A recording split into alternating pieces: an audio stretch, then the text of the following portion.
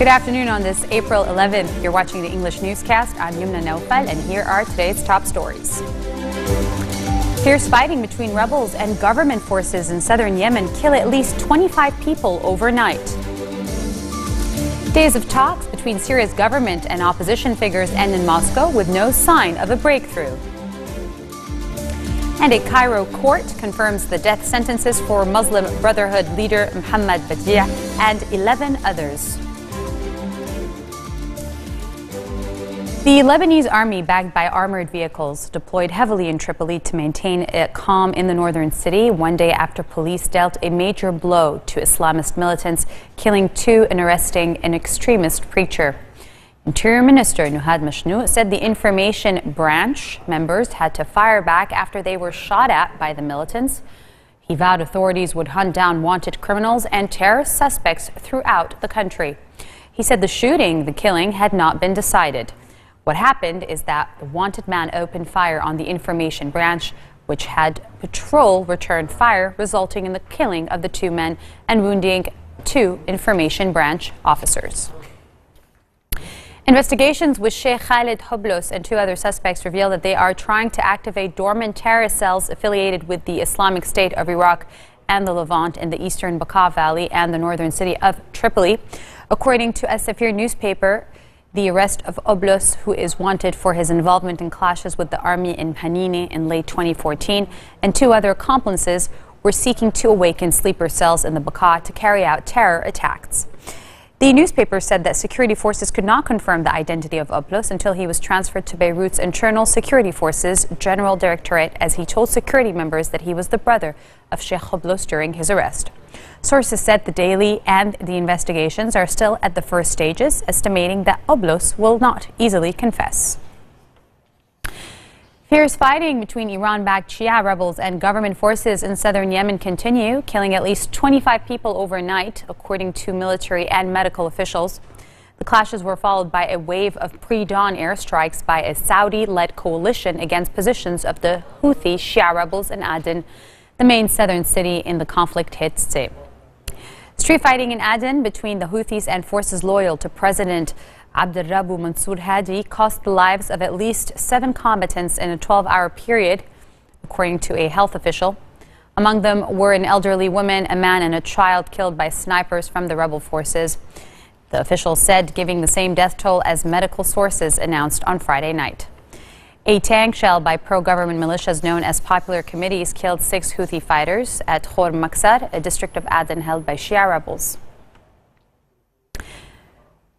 Days of talks between Syria's government and some opposition figures have ended in Moscow with no sign of a breakthrough to end the conflict, which now has entered its 5th year. The second such meeting this year in Russia, an ally of Bashar al-Assad, the Syrian president, was marred by friction among the opposition delegates and boycotted by the Syrian National Coalition, a Western-backed group based in Istanbul. The SNC has refused to attend peace talks unless Assad steps down. Although the delegations agreed on a need to fight terrorism and end foreign meddling, they disagreed on what exactly that meant. Participants also said they discussed returning to talks in Geneva, which collapsed last year, but no decisions were yet taken.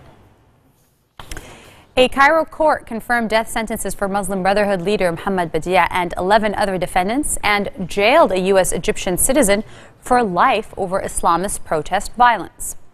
Judge Mohammed Naji Shihata also sentenced to death 2 Islamists who have fled the country and handed life terms to 23 defendants.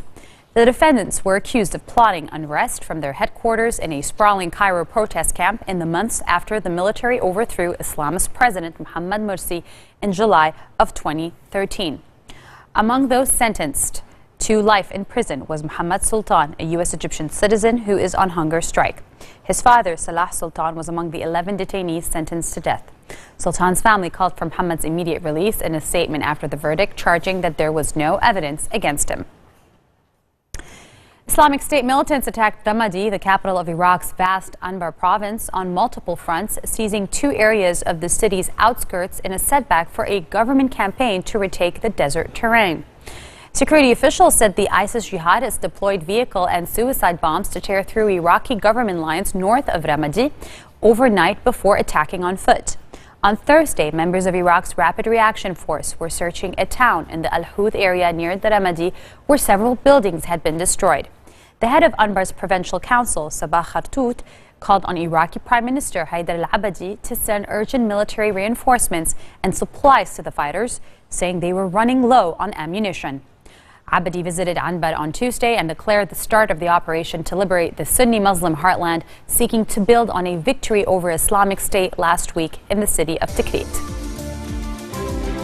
Coming up next, Obama and Cuban President Castro exchanged greetings and handshakes at the opening of the summit. Stay with us.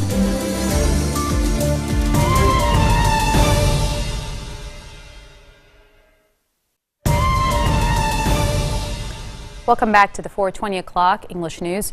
President Barack Obama and Cuban President Raul Castro exchanged greetings and handshakes at the opening of the Summit of the Americas in Panama. Obama and Castro can be seen greeting each other in a big crowd, while United Nations Secretary General Ban Ki-moon and Cuban Foreign Minister Bruno Rodriguez look on. Both were welcomed to the event by Panamanian President Juan Carlos Varela and First Lady Lorena Castillo. No, Jim, I don't think so.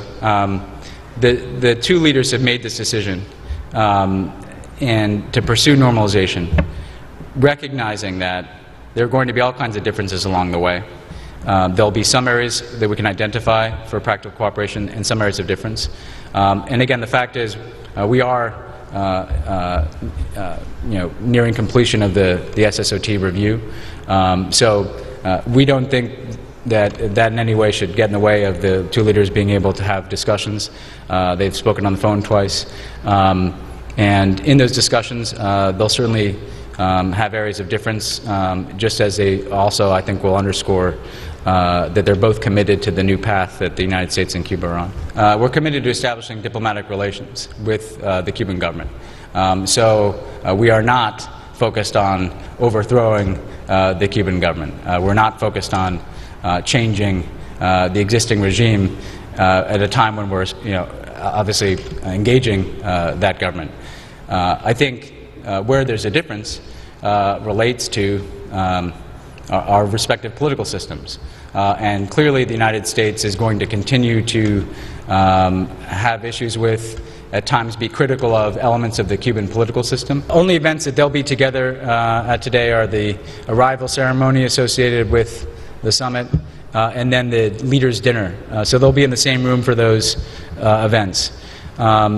It's possible, certainly, that they'll see each other there. I would not anticipate an extended discussion between the two leaders tonight. If that happens, it's going to happen tomorrow.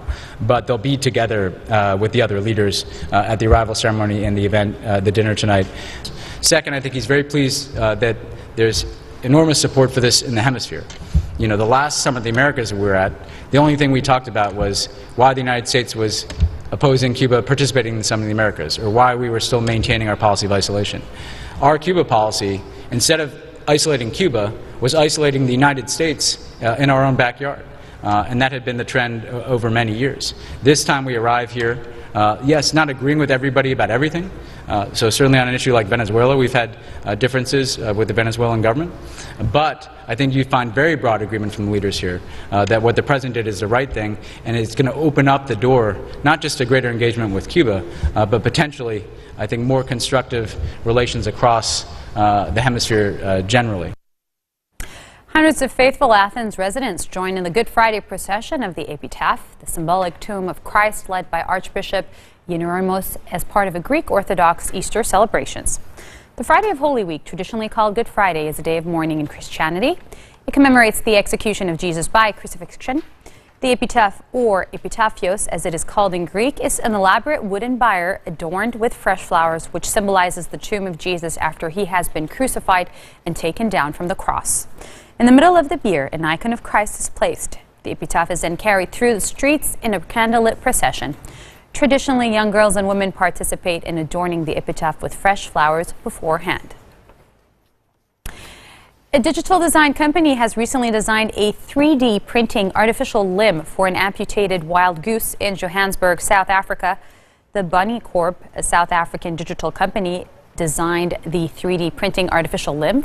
For the goose named Uzi initially tried to use its left wing for support while walking, but it proved to be very difficult. Now, while the Bunny Corp provided the designs, the 3D printing company named 3D Printing System offered the printing materials, and the Center for Rapid Prototyping and Manufacturing at Central University of Technology in South Africa was responsible for the printing. In no time, Uzi got used to wearing his artificial limb and could even take a few steps without any help. The Bunny Corp said that the development of 3D technologies will bring 3D products at lower prices and higher quality to many fields. U.S. reality TV star Kim Kardashian, visiting her ancestors' homeland of Armenia, placed flowers at a memorial to the 1915 mass killings of Armenians by Ottoman soldiers. Wearing a red outfit, Kardashian laid red tulips near the eternal flame of the Armenian Genocide Memorial Complex on the outskirts of the capital, Yerevan. She and her sister Chloe then stood in silence in honor of the victims and spent about 10 minutes near the eternal flame. Kim Kardashian's rapper husband Kanye West could also be seen with the group on the memorial grounds. The 100th anniversary of the mass killings in World War I will be commemorated by Armenia on April 24th. Armenia, some Western historians and some foreign parliaments referred to the mass killings as genocide. Muslim Turkey accepts many Christian Armenians died in partisan fighting, but it denies that up to 1.5 million were killed and that it amounted to genocide. Robert Downey Jr. says his 50th birthday was a very auspicious holiday. Downey donned the Iron Man suit once again for Avengers, Age of Ultron, the latest movie in Marvel's cinematic universe. He invited many of his co-stars and a few other celebrity friends to a party celebrating his 4th April birthday. After being vague over the past years over when he would leave the man behind, he's now happy to keep playing the character. You just turned 50, joining the likes of Dr. Dre and Johnny Depp. Wow. That's quite a triptych. How's it feel? Is it a big deal to you? Or, I mean, you threw a big party, right? Yeah, I threw a big party. It just kind of blew by because honestly, I was thinking about starting to do the promotion and then the premiere and then starting Civil War. So, I mean, the timing was great. It was between Passover and Easter, and I'm told it was a blood moon, whatever that is. So I felt it was a very auspicious holiday, my holiday. Whosoever be he worthy, you shall have of the power. Whatever, man. It's a trick. No, it is much more than that, my friend. If I lift it, do I get to rule Asgard? Yes, of course. I will be fair but firmly cruel. I was a little bit more reflective and really just grateful, and I got to be around, all my loved ones and friends and co-workers and stuff, so. Be right back.